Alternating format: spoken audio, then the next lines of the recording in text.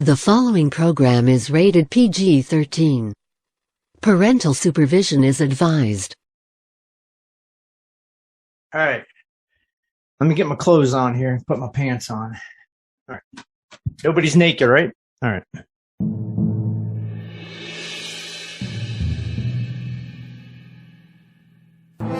Poseidon, the ruler of the seas and all that dwell within them. His rule over the oceans is unquestioned. There are those who serve him with tridents and with infinite knowledge of all things submarine. They are known by many names: coners, weaponeers, the merry men of Sherwood Forest. But by Poseidon himself, they are called the subvets.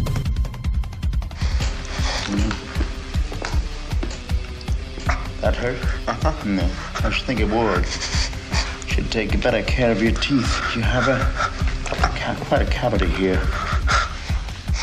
Is it safe? Look, I tell you, I can't do it.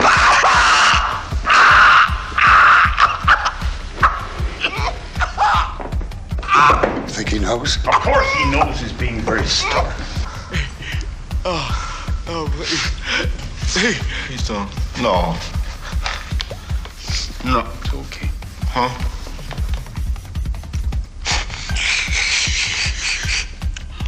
Is it not remarkable? Simple oil of cloves, and how amazing the results. Life can be that simple. Relief, discomfort. Now, which of these I next apply, that decision is in your hands. So, take your time. Tell me, is it safe? Please stop. Alert one. Alert one. Dang, guess I gotta get up, huh? It's that time of day again. It's compact, got nothing else to do but wake me up in the middle of the freaking night. Well, I've got some good news, my friends and listeners to the Subvets. There he is. He is alive. He is. There's a heartbeat. There's a heartbeat. I'm good. Does have a heartbeat. He's. Hold on a second, Dave. Hold on. How does these things even work, you know? They make it look so easy at the doctor's office. See, they got to go. Yeah, I'm good. What's your temperature? Huh? What is your temperature? 49.5 Celsius. Oh. What is that in real? Dead. What is that in real people temperature? I don't know. 98.6. Does that sound good? Don't pull that Canadian My blood crap in pressure. here. Everything's good. I got one of those. Covered. I got it. I got it all right here. Hold on a second. Nurses are. Yeah, I need a CBC Chem 7, and I'll be in there in a minute to read the EKG. Thank you. All right. You sound like you know what you're talking about. Yeah, but I've become a doctor since all this drama started, you know. Kind of know what's going on, what's going down. So you want to catch people up on what happened? So Eric had a root canal last August. So it wasn't, the type where you go in and I'm in agony, give me a root canal. It's just something that needed to be done, right? We noticed it beforehand. So I don't even think there was even antibiotics involved. We just, we just needed to try to be proactive. So the possibilities are a few. A bit of the tool could have got broke off the drill bit, which is kind of common, and it could have got down on my jaw. Could have been some infection from the procedure, but somehow something got under there and it lay dormant all this time. So I go in with a little bit of pain. I say, I'm getting a little bit of pain. And that was on I think when I went out, it was a Saturday. Yeah, it was Saturday because I went to the ER on Sunday. So I went into my old dentist over at Comfort Dental over here in Quincy and Buckley, in Aurora, Colorado. So I just say, hey, I got a little bit of a pain here. And, maybe if you give me some antibiotics, and he did, and hey, just block me because I don't want, I'm not down with some pain pills. Just, put a little block in there and we'll see how it rides. Maybe I can ride this thing out with, like the Navy Motrin thing. take your 800 milligrams of Motrin and shut up. Or was it 600 milligrams? I can't remember what it was. I don't know what it was then, but I know what it is now. Just lower your standards. Just lower your standards. Yeah. So I woke up the next day on Sunday and my cheek just exploded and I was in agony. So I had to run over to the local UC Health ER. It's like an extended ER, not the main hospital. And this guy probably did a lot for me. So I got some doctors I want to do a shout out. So definitely for that ER, I'm going to call it ER number 1. I like this guy. This guy is like, he's been around for a while and doctors, sometimes I like them when they're arrogant and they just bleed confidence. Some people think that's offensive. I don't know about you, but when a doctor comes in like that, man, it's not, he's got it going on. He's going to get something done, especially like your surgeons. That's what I like, confidence in it. But he came in and he says, so what do you want to do? And I'm like, oh, I'm in pain. He says, you want me to take some of that? I'm like, do whatever you got to do. So he was able to withdraw some of the infection under that root canal tooth, and he was able to take some of that, and relieving that pressure probably saved, because I was able to save the tooth and retain it. So, and it probably saved the infection from spreading. So I know that the endodontist, I think they call him, the specialty dentist, I'm going to get to him in a second. He said that was a real big deal and that helped out. So shout out to Dr. Chase there, UC Health at the extended ER. And then, of course, my personal doctor, Dr. Prucha, I call him Dr. Coolio.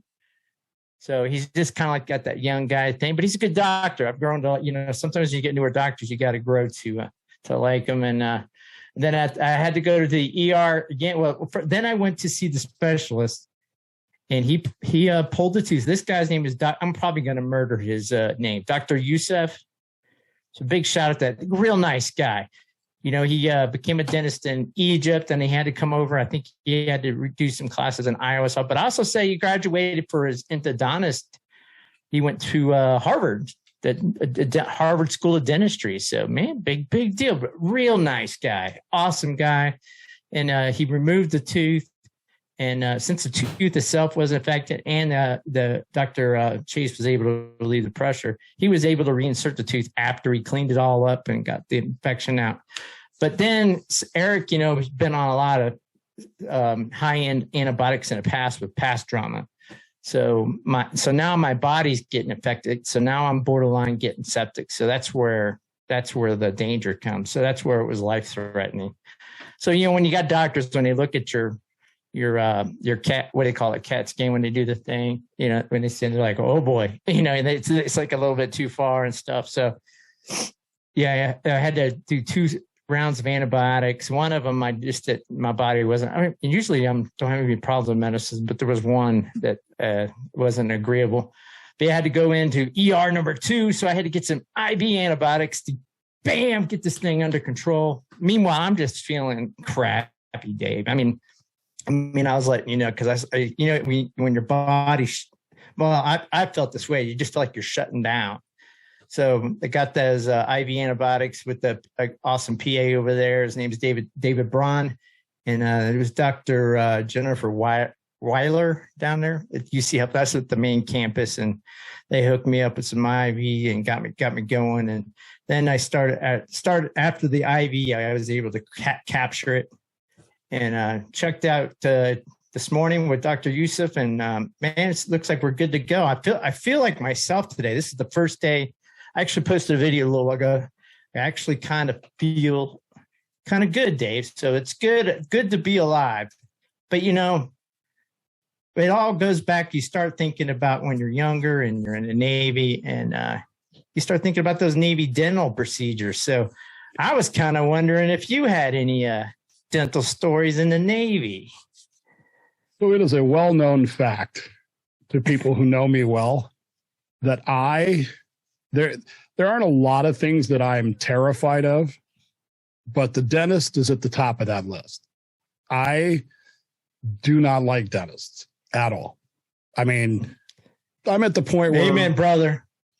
I'm at the point right now where last year I had some leftover antibiotics that I was taking because I had an abscess, and I wouldn't go to the dentist, which my wife, not my mother, not my grandmother, my wife was kind of upset about. And all that goes back to my studies in Egyptology. There's a well-known mummy at the Toronto Museum that they ran through a CAT scan to see if they could figure out anything about. And what they discovered is that she died of a tooth abscess 3,000 years ago. So I was thinking that too. People, back in time, people died younger, and a lot of it was probably because of teeth. Well, I never had a problem with the dentist until I went to basic training, where I met some dentist, don't know his name, he's lost to history. But I can tell you this, I am a major Dodgers fan. I always have been, always will be. Don't send me your emails telling me DolphinDave at slipperyfish.com. How can you love the Dodgers? I always have. And in 1981, when I went to basic training in October of 1981, the Dodgers won the World Series. But it was the first couple of weeks of boot camp, so you didn't get any information. They didn't tell us anything back in those days. Kids, you didn't have phones or anything like that. So the only way you could find out was to ask people. So I had a dentist appointment, had a cavity, one.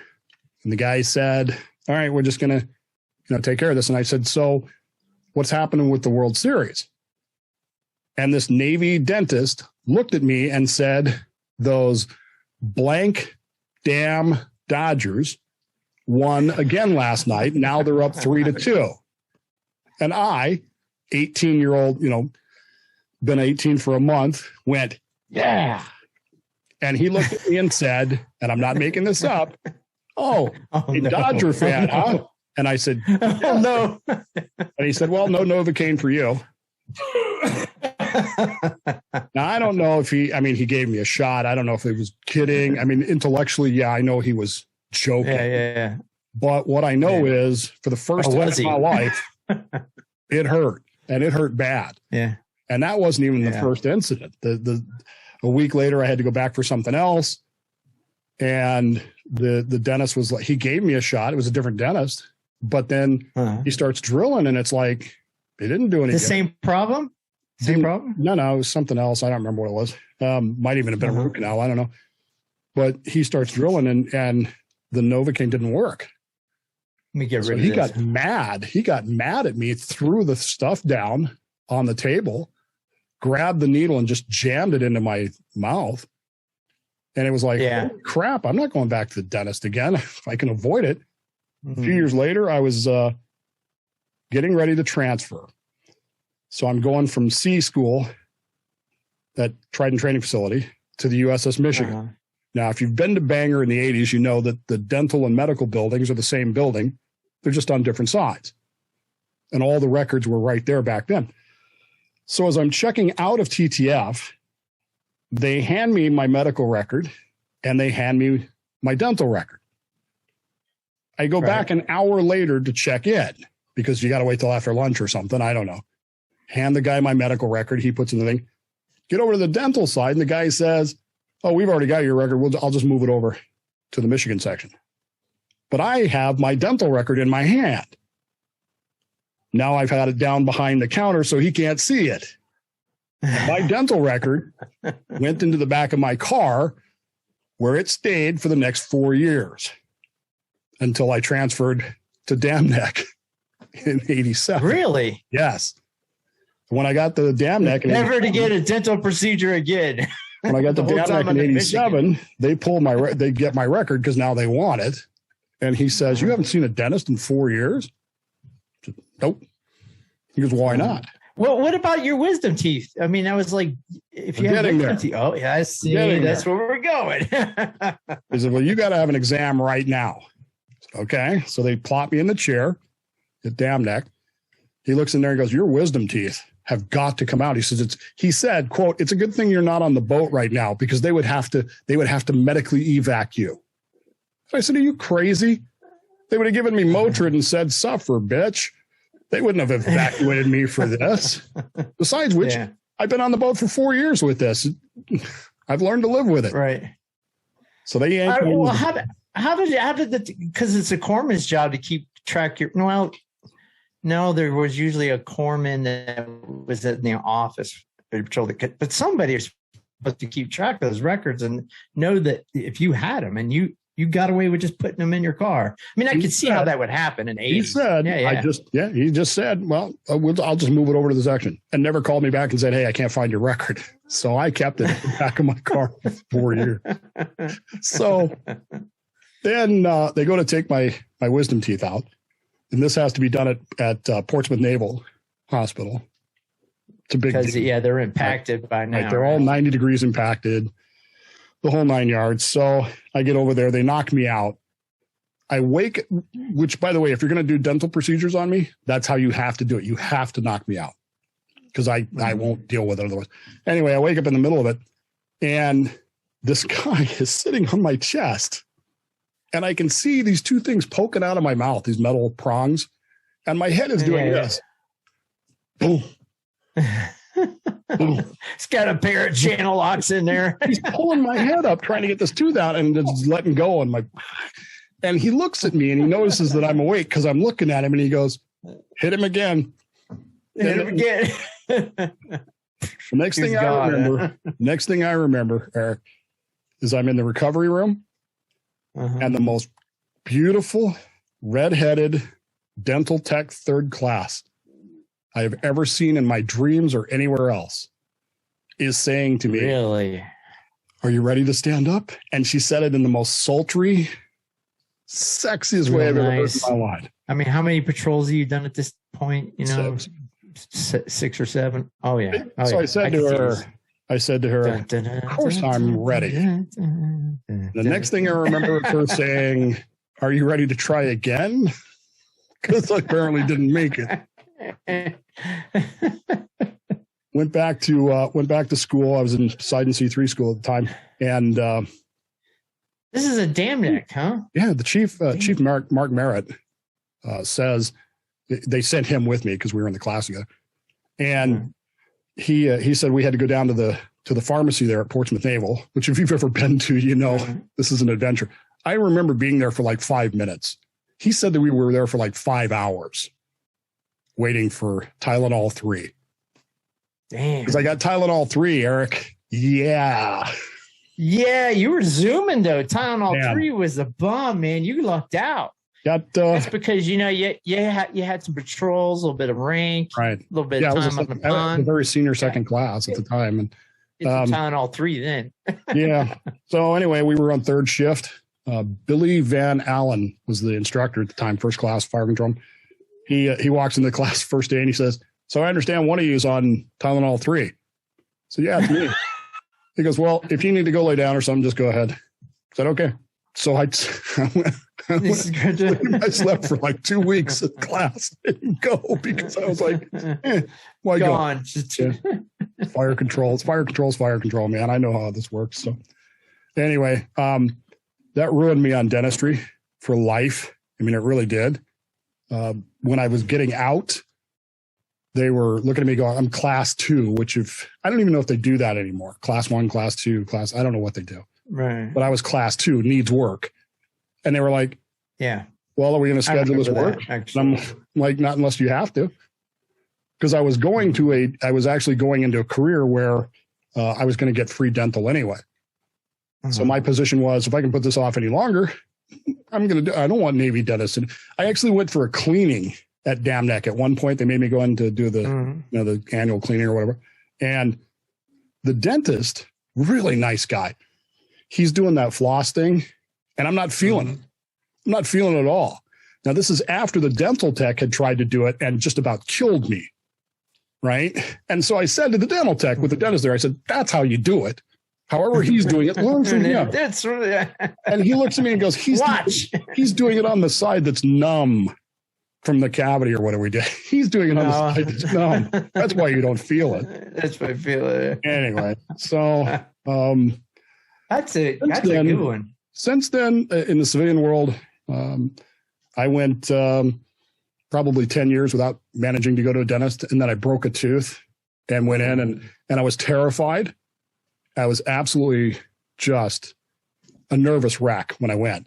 And I actually picked my dentist. You want to know why I picked the dentist that I picked as a civilian? because he played hockey at the same place I played hockey, the same league. Right. And I told him very clearly, here's the rule. It's always about sports with you, Dave. Here's the rule. You hurt me, I hurt you. Oh, so you're checking like hockey. Yeah. And he looked at me and says, don't worry, you're not going to feel a thing.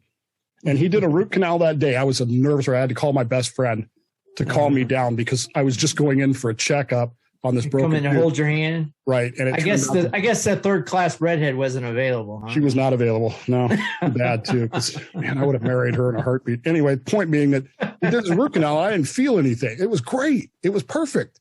Which of course is just dentists misleading you again. They're tricking you. See, this didn't hurt. You're fine. Okay. I guess I don't need to be nervous about dentistry anymore. Right. Right.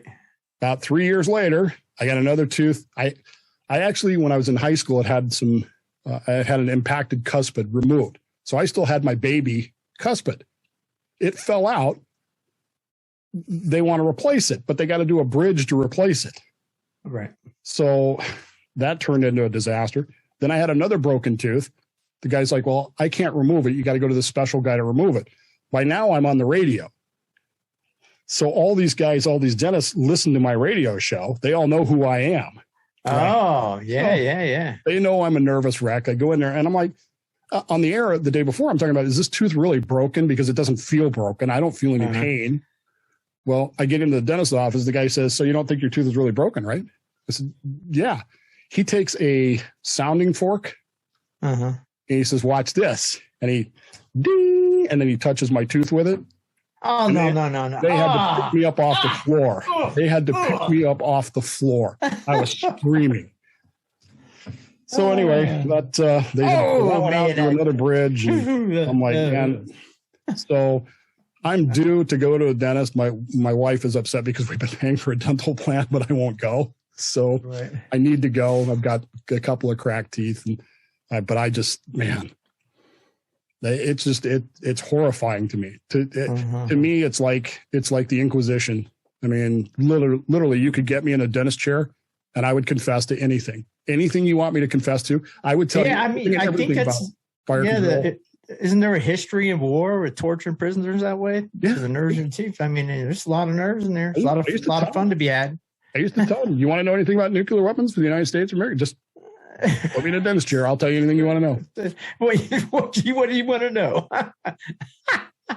That's good. They had to have a guy with me when they did my wisdom teeth because they don't really knock you out. It's just it's like you're sleeping, but you can answer questions and stuff. So they have to have somebody with you. That's why Chief Merritt had to go because of PRP, right? Right. In case one of these dentists is a Russian spy and is trying to get information or something. Right. Mm-hmm. So it was crazy, but. No, man, nothing like you. I mean, I didn't almost die, but the infection's what got me.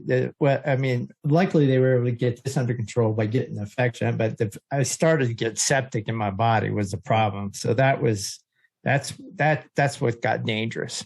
Once you get septic, Navy medicine in general, I had good experiences and bad experiences with Navy medicine. I mean, I dislocated my shoulder one time. And our boat corpsman said, yeah, your shoulder's dislocated, but I'm not going to put you on the medical list or anything. Go stand your watch. Right. Like, okay. But man, I have a very rare eye infectious disease called Thigeson's keratitis. Almost nobody's ever heard of this. It's very rare. It's a form of keratitis, but it's bacterial instead of viral. No one knows what causes it. No one knows it. It can't technically be cured, but summer of 80, summer of 90, I'm starting to have problems with my eyes. I can't see. I feel like I got dirt in the whole thing. So I go to sick call, right? Just sick call. Right. I get one of these, your confident doctors that know everything. He's a lieutenant. Yeah, he's a GP. He's a general practitioner, but he's got an interest in eyes. So he looks at my eyes and he says, Petty Officer Bellman, you are allergic to eye drops. And I said because, by this time I'm a really senior second class petty officer. I said, sir, with all due respect, and you know what that means, that is impossible. And he looked at me, with that lieutenant, I'm a God doctor look, and said, why is it impossible? So because I don't use eye drops. I never have. That's good. That's a good one there. You're allergic to something. So go anyway. Well, by this point, and see what it caused all this. Yeah, I'd feel better. What it caused all this is I'd just gotten new glasses, and I always went to a civilian optometrist. And the new glasses were, this had started right after that. So I went back to the optometrist, and he had looked at my eyes and said, I can't tell you anything. I'm an optometrist. So, but you need to call this ophthalmologist today. He gave me his card. Well, I can't afford a civilian ophthalmologist. So I was trying to get an appointment to see the military ophthalmologist. Well, come to find out, I went back and it was one of those rare cases, Eric, where I was really, really pissed off. I mean, and my senior chief, Neil Petrie, he and I did not get along about anything, but for some reason in this case, he took pity on me. I guess he called sick bay and said he needs to see an ophthalmologist today. And they got me into Naval Hospital again at Portsmouth to see this. When I got over to Naval Hospital, this lieutenant commander who runs the ophthalmology department puts me in the chair. He looks at my eyes for like 2 seconds and he steps back and he goes, whoa. He looks at the corpsman and says, get every person in this department in here now. Now. Wow. So they got like 12, 15 people in there. And he says, this is the only case of this I've ever seen in my life. Faguson's keratitis. And so they're taking pictures. I read about this in a distant book in a distant school. They're taking pictures of me. They're everybody's looking at my eyes, the whole 9 yards. And when the whole still thing got pictures of you on the wall. They probably do. When he's all said and done, he's got this bottle of liquid in his hand. He says, I'm going to put some drops in your eyes. He said, now this is going to sting really badly. And then he stops and he goes, well, actually, in your condition, you probably won't even notice it. And he was right. He dropped these drops in my eyes. And literally within 48 hours, it was cleared out. Now, I've still had it. I've had 3 or 4 flare-ups with it, but none in the last 15, 20 years. Not since 1990. What's that got to do with dentistry, Dave? Nothing, but it's Navy medicine. I just wonder how we got on that. Because you had said something about these doctors that are really confident, which in the civilian world is great. In the military world, I'm not so sure that's a great thing. No, because they're younger in their career. They're confident because they got some rank on them, and that's the wrong kind of confidence. Well, see, it's weird because all of my wife's friends at work are Navy officers. So it's really weird when I go to visit her at work because I'm. But you know what? The difference. Well, no, what I was just getting ready to say. I mean, these doctors have been practicing the last 20 years in the wars over there, Afghanistan, Iraq. Now, you get that battlefield experience. I mean, you grow up and you practice real quick. Yeah. So they probably know some amazing things. No, I mean, I remember getting my wisdom teeth pulled out. I was thinking I made a patrol because I was in the barracks here in New London. And I remember they pulled him, and they didn't give me Tile 3. I was 3rd class at the time, they said, "Yeah, just go home, lay down, you'll be fine." I woke up in a pool of blood. My pillow was soaked in blood. Woke up terrified and ran down to the sick call. Said, "I don't think I have any blood left." And you're fine. They just sent me away. Just take your Motrin and shut up. But there's some orange juice. But the other one was when I was on the Canopus, so senior 2nd class at this point. I've become like a leader at this point, like down in the missile magazine. For anybody who remembers, you had W4 was split up between the handling shop, which did all the crane operations and the deck, and then you had the missile mag. So I was down in missile mag, kind of running things.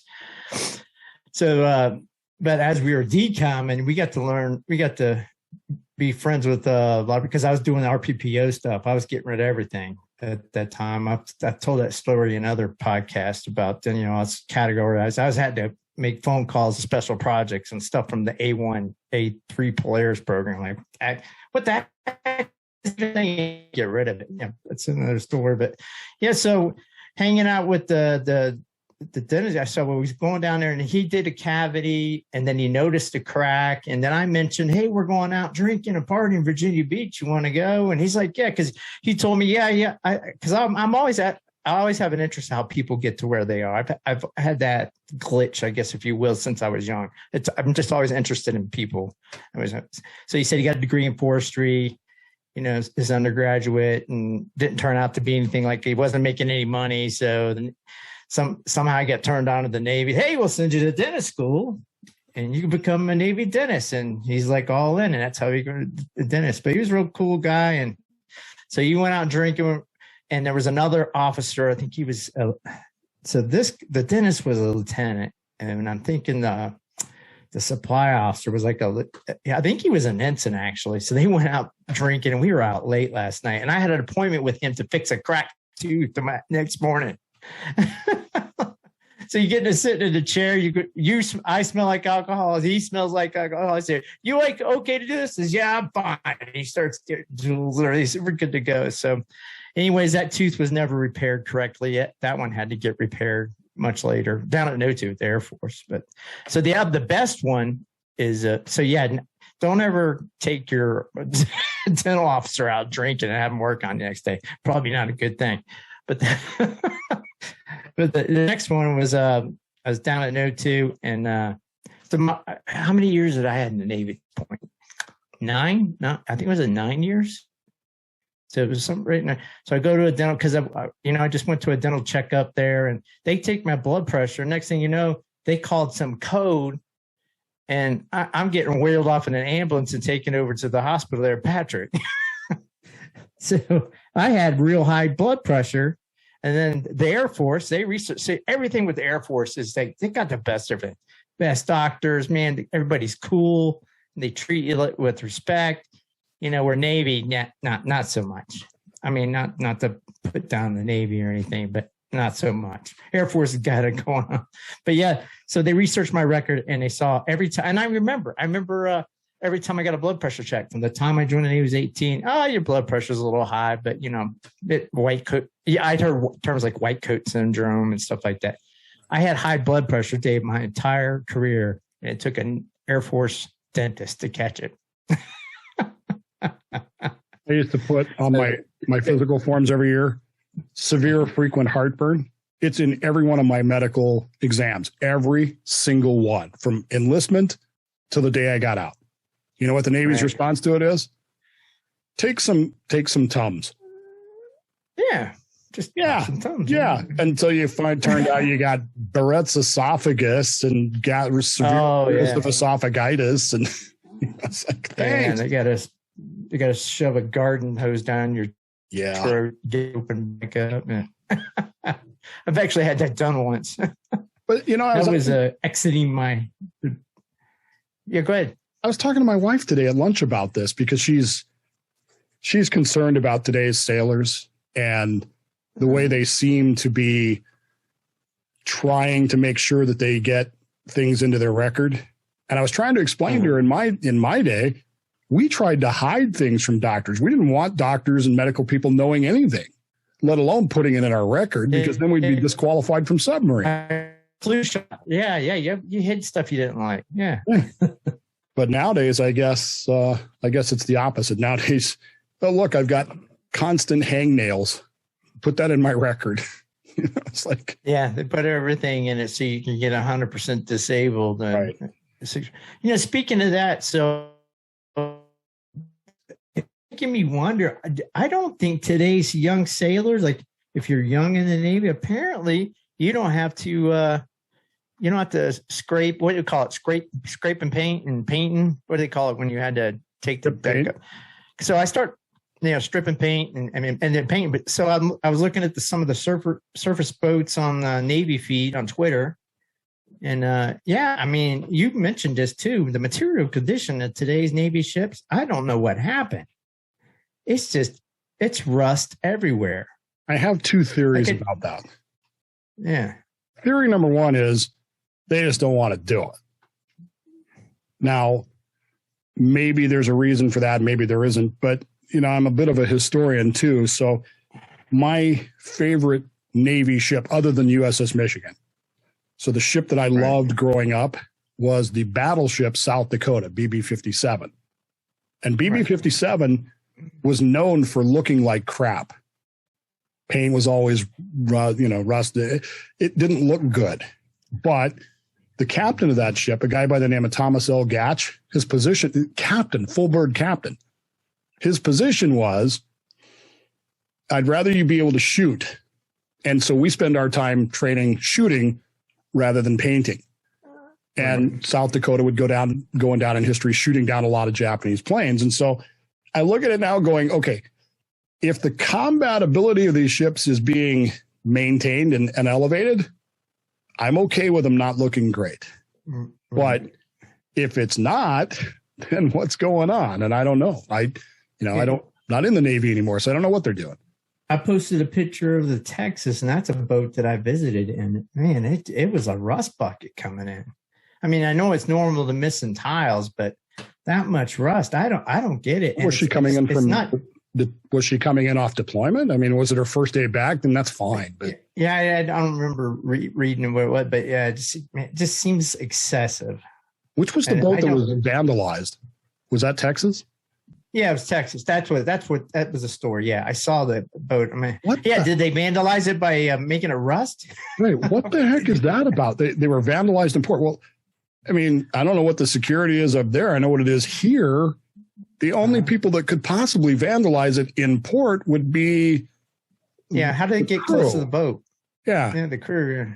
So there's more to that story than is going. Yeah. Because that's the old diesel boat guys, man, where they paint targets on the side of ships and stuff back in the day.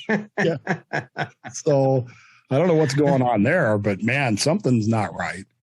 So I don't know, man. My adventures with Navy medical care and Navy dental care were not the highlight of my experience. I'll tell you that. I did go to sick call one day where it was just something. 1 day? Well, no, I went several days, but I didn't go a lot. This was something minor, and it was something I had to go to get, I don't know, a prescription or something. It wasn't that I was sick, but I had to go to sick call. Now, this is really funny because I'm at Dam Neck and I'm an FTB and working at NAV GMS school. Now there's another FT, but he's an FTG on the other side over in the other building working at Naval Guided Missile School. And his name is also David Bowman. And we're constantly getting each other's mail. So we're both at sick call that morning. And this little corpsman comes out and she says, Petty Officer Bowman. And we both stand up on opposite sides of the room. And she looks at it and she goes, Petty Officer David Bowman. And we both take one step forward. Yeah. We know what's going on. And she says, the one that needs surgery on a hernia. She says, Petty Officer First Class David Bowman. And we both take one step forward. And she says, Petty Officer David R. Bowman. And we both take one more step forward. No. Really? We were down to Social Security number, last digit of Social Security number before she finally got it right. It was like, and of course we knew it was coming. So yeah, we have a little bit of fun with that one. But plus it's always fun. Well, but mine is if one of them's due for, like he was due for a major procedure of some type and it got done on you. As I recall, we were both for exactly the same thing. And I don't remember what it was. It would have been the late 80s. There was something, there was like a new immunization or something that everybody had to get.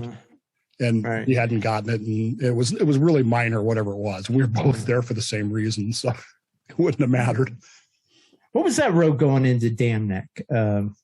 General Booth Boulevard. It was General Booth. Yeah, Dam Neck Road. The General Booth and Dam Neck Road. Right. And there was the Taco Bell there when you was teaching? When I was teaching, the Food Lion was, because it was like brand new. Yeah, I've looked at it on Google Maps and it's so different now. But the Food Lion was there. I remember the Food Lion. That's where we used to go to get the donuts every morning, and it's where Senior Chief Petrie one day was throwing a fit because John Jaramillo went to get the donuts one day and came back with just the crappiest donuts. And Senior Chief Petrie's throwing a fit. And he looks at it, he looks through all these instructors in the office, and he said, blankety, send Bowman. And everybody's like, why would you send him? And he said, and I quote, you always send the fat guy to get the donuts. because he'll get the right ones.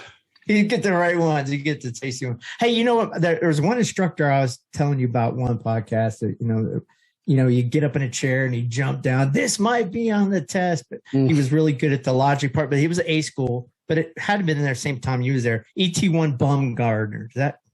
It rings a bell, but man. Rings a bell? No. Yeah, I just wonder.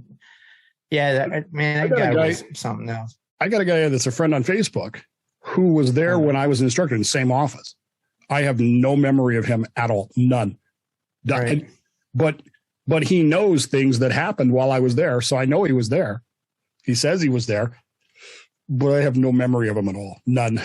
Couldn't I? Yeah, that's happened to me already. 50s. Ridiculous. Weird, but strokes. It was a good time. I mean, I enjoyed being an instructor. I didn't really necessarily enjoy being on shore duty, but I did actually enjoy being an instructor. It was kind of cool. And I didn't think I would, but yeah, it turned out okay. Would have loved to have gone back to sea. I would have loved to have gone to sea on a Poseidon boat, but that wasn't going to happen in 1990. So I was like, well, right. So did you see the little 41 for freedom thing I started? Now, I started this before Elon Musk bought Twitter, so I was kind of being brave here. So I just wanted to put a quote, and nobody's jumping in yet. I think everybody's still a little afraid, but Twitter's a place. But hey, Elon Musk said, "Do what you want on there." But I was waiting for you to put input because I know you're the historian on a lot of things. With the we're up today. Abraham Lincoln is today. Right. Yesterday was Robert E. Lee. I was like, oh no. Yeah, that's the but deal. there's guys that post that go, oh yeah. I think one guy said he'd fired the last missile off Robert E. Lee, and another one DCOM or something on the Abe Lincoln. I'd have to read that one. I do know that yesterday was the anniversary of the launching of the Michigan. So yep. Which, by the way, apparently pulled into Pearl Harbor the other day and then whipped around and pulled right back out. So, yeah, some screws going on. Huh? Yeah, the warship cam had a picture of her pulling in and pulling out. So I posted a picture to him. I responded to him with a picture from 1986 when we pulled in there. I said, same boat, same place, 1985, not today. So it's like, yeah. That's my girl pulling in and pulling out. I don't know what they're doing, but it was kind of weird because she left here and it was on the paper, and then pulls into Pearl Harbor. And then the Kitsap Sun has that article about, hey, we've finished her refit. yeah, I know you finished her refit because she's already out there doing crap. So, she's out there flying around. Huh? I don't know. Oh, then there was that one picture. What boat posted? Was that yesterday? It's that Marine helicopter tilt wing rotor thing. What do they call that? The Osprey. Osprey, right? Yeah, hovering over a Trident. Is that the Michigan? Maybe it's got to be one of the four because it's got a DDS on it, dry dock shelter on it. So yeah, I saw that. Yeah, it's got to be one of them. According to one identifier, it's probably USS Georgia. So, which would make sense because Ohio's in refit. Or in the yards, Michigan's in Hawaii or thereabouts. And I don't know where the other two are. So, yeah, they don't really say much about the Texas, what happened there. Damage on Tuesday. Just that she did was not vandalized. Clarify. Weird. Just says vandalized. Yeah. Anyway, look at that picture, man. Things are rust bucket. what was that down Periscope? I need a tetanus shot just looking at her. I'm still getting texts and emails about that show, about the 15 movies. Yeah, is there anything on the text line of note that we need to note real quick? Only people sending their thoughts and prayers. Thoughts and prayers, Eric. Thoughts and prayers to you. And I really appreciate it. I got to the point where I just didn't care. And a biggest shout out to my nurse wife who, forcing food, and my niece. They're making me eat the whole time, sipping soups and making me mashed potato stuff I can eat. And, that's the Peruvian culture, man. If you're not eating, you're going down. Oh, anyways, one quick thing, 7K medals, save, share. And I always get this wrong. I need to pull it up. Save, share, and earn. So there's an earning potential. So yeah, George Washington. I got some of this stuff right here, and then you get your one. So you put yourself on the autosaver, and you can get coin. And you just save it, set it, and forget it type thing. So yeah. Right now the market is crazy. I mean, I can't. You shouldn't put all your eggs in one basket, but you need to be careful. Consider going to 7K metals / a sub bet and seeing if that might work for you. Just 3 quick videos, save, share, and earn you can look at. And you can contact me at eric@thesubbet.com. Oh, and here's these gold backs too. So the cool thing too is if you join 7K, you get an education thing and you can learn things about. Now they do not sell these. These are the Utah. One of them is in Nevada. But I think these are really like this. This is a 10, so it's like 10 times $40. That's gold inside there. It's crazy. I don't know if you could put it right up in there. And I love the details. Is that upside down or it's set up? Let me see. Oh, it's like this way. But really shiny. This might be a solution after the market crashes and the dollar's no good and we're burning it in the fireplace. Could be. We don't know how it's going to shake out. I mean, eventually I think it'll be some kind of crypto. But cryptos are going to go up and down wildly. Heck, everything is. So yeah, just be careful and consider maybe putting a little bit of money in some metal, gold and silver with 7K metals. Speaking of coinage, do you have your own personal challenge coin? No, I don't. We talked about this before. So apparently this is a thing now for sailors to have their own personal challenge coin. No. So I don't. My vice commander for my Bremerton base of sub vets. I mean, I got a bunch of silver here, but it's not challenge coins. No. She's getting ready to retire, right? Uh-huh. So last week, I guess the SecNav was out here visiting, and she had to go to this thing. So she slips the Secretary of the Navy her quote unquote personal retirement challenge coin. Why would you do that? Well, that's the challenge coin. Hold it back a little bit because it kind of blurred out. Yeah, it's got some green in it. So with the green screen, it's going to. Do you see how big this thing is? That is crazy. This thing is the size of my palm. I mean, how you carry that in your pocket? You don't. That's how big it is, but it's got a mermaid on the front with the coconut shells and the whole 9 yards. Wow, that's a retirement coin. Uh-huh. I don't know, man. I mean, these challenge coins are getting crazy. I wonder what it's made out of. It's made out of it's heavy. Listen, you ready? Listen to this. You ready? Dang. There's a brass in there? I guess so. It's heavy, man. I'll tell you what, it weighs a ton. But so I know you get the boat with Chief Meadows. I don't know if you can, this is the Grant right here. But I think, and hopefully maybe he'll correct me, but I think that's actually cast in silver because I remember him saying something about it. Yeah. And that's what makes this. I mean, the detail is just unbelievable. But yeah, when you get these things, you get that's actual silver. So that's worth something. I mean, and Chief Meadows does a great job. I was looking at some of his work I saw online earlier today. So anyway, I'm thinking about getting my own coin made. Yeah, because I have other stuff that I got to publicize too. But then I'm thinking to myself, why don't I just get a business card? Because those are like 0.08 cents each, whereas these coins got to be like $40 a pop. Man. Damn, business card! Look at that. Yep. You see that? And on the back, there you go. And really, pretty cool.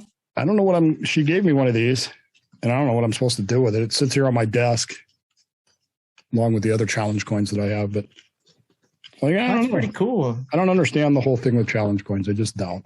Because I just wasn't. It wasn't in. It was kind of like tattoos. Tattoos go in and out too. Yeah. So we were just on a down cycle of the challenge coin. I mean, I understood the original thing was you give somebody a challenge coin and you had to have the coin with you at all times to do something, or like I have one here from a local restaurant that's a comedy club coin. So if you have to have this to get into the comedy shows, but right.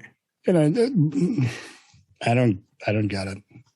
Speaking of baseball, did did you see that viral video, the Reds game with a guy with the baby? Yeah, got a bottle feed. Yeah, and he caught the foul tip ball. I figured you caught that. I said Dave had to have caught this video. I like the one where D. Strange Gordon was pitching because the Nationals were getting blown to pieces by the Braves. Right. And so the second baseman center fielder is pitching because they're just trying to mop up. And he's throwing these 50-mile-an-hour eephus pitches, these little pitches that just, oh, yeah. Right. I hated those. And it hit one of the Braves players in the shoulder. And it hits him. Funk. And he just stands there for a second. And then he just falls down. Great. Anyway, that was there. So listen, if you've got your medical horror stories, we'd like to hear them. You can drop us a voicemail at 360-930-9556. That's 360-930-9556. We'd love to hear them and put them together. You can text us or you can email me, DolphinDave@slipperyfish.com. Or you can post it on the Facebook group, the Subvet. So, after we get the podcast up there, you can post your little Navy nightmares, medical nightmares, or Air Force, or if you're going to be that guy, and everything was great and peaches and ice cream for you when you went to the dentist or the doctor, you can tell us that too. And you married the redhead that Dave was talking about. God, if you married her, you are the luckiest in the Lord. And she was gorgeous. That'd be funny if somebody, are you talking about this lady? Oh yeah, we've been married 30-something years. There was a corpsman. There was a female corpsman at Dam Neck when I was in A school, and I only remember this because she has a very unusual name that I'm not going to say because it is a very unusual name. And when I went back, 5 years later as an instructor, she was still there, and I always thought, I wonder. And I was almost to the point where I was going to ask her out one day and found out she was married. So it's like, well, I probably shouldn't do that then. That's, right. That's, were you single at Dam Neck? I think you were telling me. I got married 6 months before I left the Navy. I got married in February of 91 and left in June of 91. So. Gotcha. So I wasn't. Man, if I would, I don't think instructor duty would have worked for me. I didn't think it would. Was better. I didn't think it would. I was dead set against it, but it turned out okay. I actually have had several of my students contact me. In fact, one of them just retired from the Washington, D.C. Metro Police, where he went after he got out. And he invited me to his retirement. I'm like, dude, I'm not flying to the East Coast for that. Sorry. Yeah. But congrats anyway. Yeah, congrats. That's pretty cool that, that people remember their instructors like that. So that says something about your teaching abilities there, Dave. So, well, and I was a little unique too, because I did things that were unusual, unconventional. Yeah. So, but anyways, you can reach me. What's that now? Everything in fire control, as I taught it, was about how to destroy the GCS, the godless communist slime balls. The GCS. Well, Putin's on there. He says that, if you start messing around while we're trying to take over, was it Marpolo or something? I can't even say the name of these places. But he says, you mess around in there, we're just going to take you out with some stuff you don't even know exists yet. So I don't know what the heck he's talking about, but he's talking crazy stuff. Everybody laughed and said, he's crazy. But meanwhile, he might be crazy, but we got crazy over here too. So I don't even know who's in charge. Don't think anybody knows. Anyway, you can get a hold of me, DolphinDave@slipperyfish.com. And you can get a hold of me at eric@thesubvet.com. And you can hit us up on the Facebook group, Facebook, the Subvet, and Twitter. Hey, since Twitter's freeing up a little bit, might be doing some neat, nifty things on Twitter. So make sure you get on over and check out the Subvet on Twitter as well. Yeah, at the Subvet, one word. There's no spaces or anything. Yeah, at the Subvet. Yeah, I'm not really Twitter literate. What would you call it? Literate. Yeah, I'm not illiterate. Period. But anyways, so it turned out the Alert One was just a ComCon X. We didn't have to do anything, so I am going back to bed. All right. And I gotta check my vitals. Anyways, You do that. My pulse is up. My pulse is up. See, my wife will be getting home from work, so I got to be sick again because I get treated better when I play sick. So I got to get back in. Oh, I just feel so bad. But anyways, good to see you alive. Yeah, it feels good to be myself again. But we are the Sub-Vet. The Vets. We're never going to get that right. Take care, everybody. We'll see you next time.